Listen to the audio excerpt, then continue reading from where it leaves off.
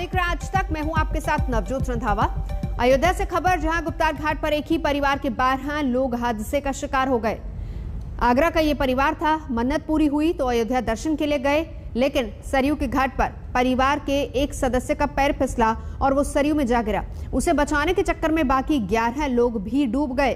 हादसे में 6 लोगों की मौत हो चुकी है, जबकि 3 लोग अभी भी लापता बताए जा रहे हैं। और पूरे हादसे में एक 7 साल की बच्ची ने वो हौसला दिखाया कि मौत को मात दे दी। बच्ची ने अपने सामने परिवार के बड़ों को एक एक करके सरयू नदी में डूबते देखा, जान बचाने के लिए संघर्ष करते देखा, लेकिन सरयू की उफनती लहरों के बीच उसने अपना हौसला नहीं खोया। परिवार में मातम। आगरा का परिवार था। मन्नत पूरी होने के बाद अयोध्या गया था। सरयू में स्नान के दौरान पैर फिसला और एक एक कर परिवार के सभी लोग डूब गए। सबसे पहले एक शख्स का पैर फिसला जो डूबा, जिसको बचाने के चक्कर में बाकी लोग भी लहरों के बीच आ गए।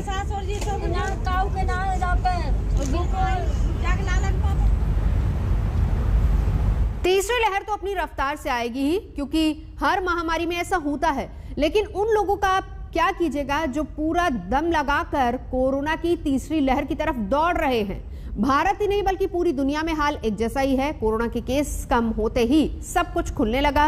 यूरोप में यूरो कप हो रहा है, जापान में ओलंपिक की तैयारी हो रही है, भारत में भी मसूरी और शिमला जैसे हिल स्टेशंस में सैलानियों की भीड़ है और सीधे सीधे तीसरी लहर को न्योता दिया जा रहा है।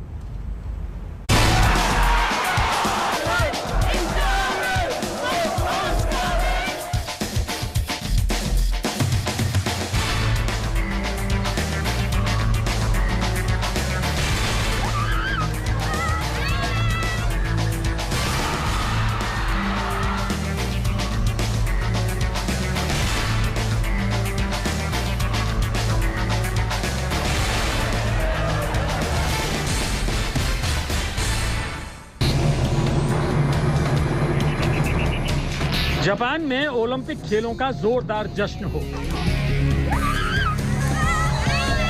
या फिर यूरोप में यूरो कप का शोर, फ्रांस के कान में 72वें फिल्म समारोह के रेड कारपेट की चमक हो, या फिर पूरी दुनिया भर में प्रसिद्ध स्पेन की बुल फाइटिंग। गजब का जोश है, सड़कों पर फुल रौनक है, चकाचौंध की कोई कमी नहीं। जापान से लेकर यूरोप तक 2 बातें कॉमन हैं। पहला, लोग जोश में हैं, और दूसरा, इस जोश में होश खो बैठे हैं। भारत की ये तस्वीरें भी पूरी दुनिया में ट्रेंड कर रही हैं। मसूरी से लेकर मनाली और शिमला तक हिल स्टेशन कोरोना स्टेशन बन चुके हैं। ये तस्वीरें आप लगातार देख रहे होंगे। जिंदगी मिलेगी ना दोबारा, इन दिनों छुट्टियां मना रहे लोगों का यही मंत्र है। महीनों से डर और दबाव में जी रहे लोग इस समय की छूट को पूरी तरह इस्तेमाल कर लेना चाहते हैं कि पता नहीं आगे मौका मिले या ना मिले। लेकिन ऐसी लापरवाहियां तीसरी लहर को खुला न्योता है। समारोह, आयोजन, बाजार, रैली, गेट टुगेदर, हर जगह एक जैसी लापरवाही आपको दिखेगी। सोशल डिस्टेंसिंग मजाक बनकर रह गई है और लोग मौका मिलते ही मास्क तक उतार देते हैं। कोरोना प्रोटोकॉल चूर चूर हो चुके हैं और तीसरी लहर तेजी से आने की भूमिका बन रही है। ऐसे ही चलता रहा तो लहरें आती रहेंगी और संकट खत्म नहीं होगा। क्या यह ओपन इन्विटेशन वायरस के लिए नहीं कि आप हमें इन्फेक्ट कीजिए? क्या जरूरी नहीं कि हम समझे कि स्प्रेड ऑफ इन्फेक्शन कम्युनिटी में हमारे इस activity lack of follow up of Covid appropriate behaviour से लिंक्ड है? हमें सबको फिर भी यह समझने की जरूरत है कि हम अभी भी सेकेंड वेव पूरी नहीं हुई है। हम अभी भी सेकेंड वेव से डील कर रहे हैं। हम सबके लिए जरूरी है कि हम इंट्रोस्पेक्ट करें कि क्या हम एक मिसप्लेस्ड बिलीफ, क्या हम एक यह फैक्ट कि देश में अगर रेस्ट्रिक्शंस को कम किया जा रहा है, रिलैक्सेशंस को बढ़ाया जा रहा है, तो ये ना माने कि कोविड खत्म हो गया है। कोविड का खतरा अभी भी हमारे सामने बना हुआ है और जरूरी है कि इसको समझते हुए कोविड सेफ बिहेवियर का पालन हम एक न्यू नॉर्मल के रूप में कंटिन्यूड बेसिस पर अपने जीवन में करते रहें। लापरवाह लोगों से जापान भी परेशान है। वहां ओलंपिक मशाल के साथ महामारी का नए सिरे से उद्घाटन हो गया। गुरुवार को टोक्यो में अचानक 896 नए कोरोना मरीज मिलने से स्वास्थ्य मंत्रालय के कान खड़े हो गए। आनंद फानन में जापान सरकार ने 22 अगस्त तक टोक्यो और ओकिनावा इलाके में कोरोना इमरजेंसी का ऐलान किया। महामारी के कारण एक साल से टल रहा ओलंपिक जापान में 23 जुलाई से 8 अगस्त के बीच होना है। अब ओलंपिक पूरी तरह से आपातकालीन नियमों के तहत आयोजित किया जाएगा। जापान के प्रधानमंत्री ने टोक्यो के निवासियों से घर में रहने और टीवी पर ही खेल देखने की अपील की है। डेल्टा वेरिएंट की चिंता ने जापान की हालत खराब कर दी है। टोक्यो में कोरोना संक्रमितों की संख्या बढ़ रही है। इसकी वजह लोगों का ज्यादा बाहर निकलना और वो भी तब जब नया डेल्टा वेरिएंट असर डाल रहा है, जो अल्फा वेरिएंट के मुकाबले 1.5 गुना ज्यादा फैलता है।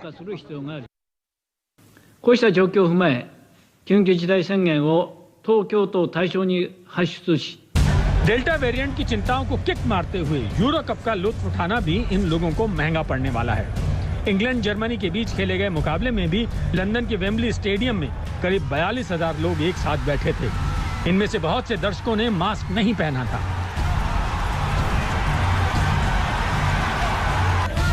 इंग्लैंड की शानदार जीत के बाद हजारों लोग सड़क पर उतरकर जश्न मनाते देखे गए। आपको याद दिला दें कि यूरो कप यूरोप के 11 देशों में खेला जा रहा है। पिछले एक हफ्ते में यहां कोरोना के 43% मामले बढ़ चुके हैं। इंग्लैंड में यहां रोज औसतन 27,000 केस सामने आ रहे हैं। ये जून के मुकाबले 4 गुना है। ऐसे में सवाल उठ रहे हैं कि क्या कोरोना की तीसरी लहर के लिए स्पोर्ट्स इवेंट जिम्मेदार हो सकते हैं, क्योंकि इस दौरान भारी भीड़ इकट्ठा हो रही है और कोरोना प्रोटोकॉल की धज्जियां उड़ाई जाती हैं। WHO ने जोर देकर कहा है कि इस तरह का बड़ा इवेंट सुपर स्प्रेडर बन सकता है। There are 4 major factors that are driving transmission. One is the virus itself. This is a dangerous virus to begin with. Now we have these virus variants that have increased transmissibility. The second factor is mixing. We know that the social mixing, the social mobility of people is increasing around the world. These events around the world drive transmission because you bring people together if the right interventions are not. तो देश हो या विदेश, समस्या वही है। जरा सा ढील मिली नहीं कि भारी संख्या में लोग एक जगह पर इकट्ठा होने लगते हैं, हंसते खेलते प्रोटोकॉल तोड़ते हैं और संक्रमण फैलाने वाले सुपर स्प्रेडर बन जाते हैं। वायरस का डेल्टा वेरिएंट तबाही मचाए हुए है। नए नए वेरिएंट सामने आ रहे हैं। ऐसे में तीसरी लहर का सामना कैसे होगा, ये बड़ा सवाल है। तीसरी लहर खुद नहीं आ रही, लोग लापरवाही के साथ तीसरी लहर की तरफ दौड़ रहे हैं। आज तक ब्यूरो। भारत से अभी जो विदेश जाना चाहते हैं वो ये कहते हैं कि शुक्र है उन्होंने कोविशील्ड लगवाई है।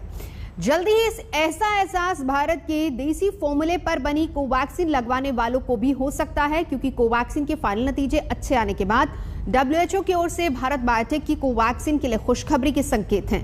WHO की chief scientist doctor Soumya Swaminathan ने कोवैक्सीन पर ऐसा बयान दिया है जिससे WHO का कोवैक्सीन को ग्रीन सिग्नल माना जा रहा है। 1 मार्च को प्रधानमंत्री नरेंद्र मोदी ने देसी कोरोना वैक्सीन कोवैक्सीन की पहली डोज ली, तो ये उनका भारत के वैज्ञानिकों पर भरोसा ही था। 38 दिनों बाद 8 अप्रैल को कोवैक्सीन की दूसरी डोज प्रधानमंत्री नरेंद्र मोदी को दी गई।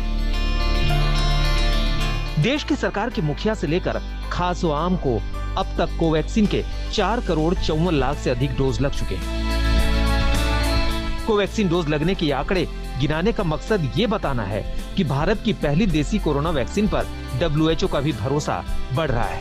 एक इंटरव्यू में WHO की chief scientist doctor Soumya Swaminathan ने कहा है कि कोवैक्सीन का डेटा अच्छा है। सौम्या स्वामीनाथन के मुताबिक कोवैक्सीन की प्रभावशीलता काफी अच्छी है। डेल्टा वेरिएंट पर प्रभावशीलता थोड़ी कम है, लेकिन फिर भी ठीक है। इसके सुरक्षा मानक WHO की कसौटी के मुताबिक हैं। डॉक्टर सौम्या स्वामीनाथन ने कहा कि कोवैक्सीन अच्छा डेटा दिखा रही है और फिलहाल डेल्टा वेरिएंट के खिलाफ भी कार्यरत साबित हो रही है। कोवैक्सीन पर ब्रेक थ्रू इन्फेक्शंस भी देखे गए हैं। 60% ब्रेक थ्रू इन्फेक्शंस हैं, लेकिन एफिकेसी अभी भी अच्छे लेवल पर है। इसका ये मतलब है कि हालांकि डेल्टा वेरिएंट के खिलाफ थोड़ी बहुत एफिकेसी वैक्सीन की कम हो जाती है, लेकिन वो इतनी भी खराब नहीं है, अच्छी खासी प्रोटेक्शन दे सकती है। कोवैक्सीन को WHO की मंजूरी का इंतजार है। 23 जून को कोवैक्सीन निर्माताओं की WHO के अधिकारियों से मुलाकात हुई थी। एस्ट्राजेनेका की कोविशील्ड के साथ कोवैक्सीन को जब इमरजेंसी यूज की मंजूरी मिली थी, तब इसके अंतिम चरण के ट्रायल चल ही रहे थे। ऐसे में कोवैक्सीन को लेकर हंगामा हुआ था।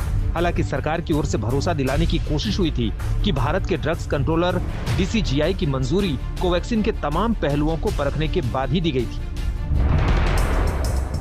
अभी पिछले हफ्ते कोवैक्सीन का फाइनल डेटा आ गया है। तीसरे चरण में कोरोना के खिलाफ इसकी संपूर्ण प्रभावशीलता 77.8% आंकी गई है।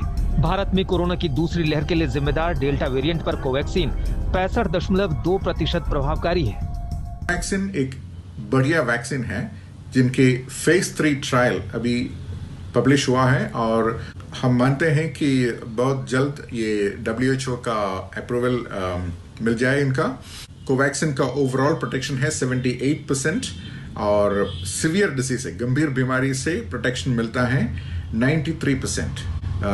93% प्रोटेक्शन हमें मिलता है और इस वैक्सीन का प्रोटेक्शन मिलने के लिए 2 डोज की जरूरत है और 2 डोज लेने से बहुत अच्छा प्रोटेक्शन मिलता है ये वैक्सीन से। अब अगर कोवैक्सीन को WHO की हरी झंडी मिलती है तो ये न सिर्फ भारत के लिए बल्कि कोवैक्सीन को इजाजत देने वाले Iran, Nepal, Mexico, Guyana, Paraguay, Mauritius और फिलीपींस जैसे देशों को भी सौगात मिलेगी। भारत में बने कोविशील्ड को नानुकुर के बाद ही सही, लेकिन यूरोप के अधिकतर देशों ने ट्रैवल का ग्रीन सिग्नल दे दिया है। अगर WHO कोवैक्सीन को अप्रूवल देता है तो कोवैक्सीन के लिए भी ग्रीन पासपोर्ट हासिल करना आसान होगा। अभी तक भारत बायोटेक के कोवैक्सीन को इमरजेंसी यूज ऑथराइजेशन WHO की तरफ से नहीं मिली है। इस वजह से इस वैक्सीन का एक परसेप्शन बना हुआ है कि ये वर्ल्ड वाइड एक्सेप्टेड नहीं है। जो ट्रैवल करना चाहते हैं बाहर, जो सफ़र करना चाहते हैं देश के बाहर, उनको भी प्रॉब्लम आ रही है क्योंकि उन लोगों ने कोवैक्सीन लगाई है। लेकिन इस बयान से ये देखा जा सकता है कि शायद वर्ल्ड हेल्थ ऑर्गेनाइजेशन ने इसके डेटा को अच्छे तरीके से एक्सेप्ट कर लिया है और जल्द ही इसे इमरजेंसी यूज ऑथराइजेशन दे दिया जाएगा। स्नेहा मोरदानी, आज तक। रुकेंगे एक ब्रेक के लिए। आज तक पर खबरों का सिलसिला जारी है, देखते रहिए आज तक।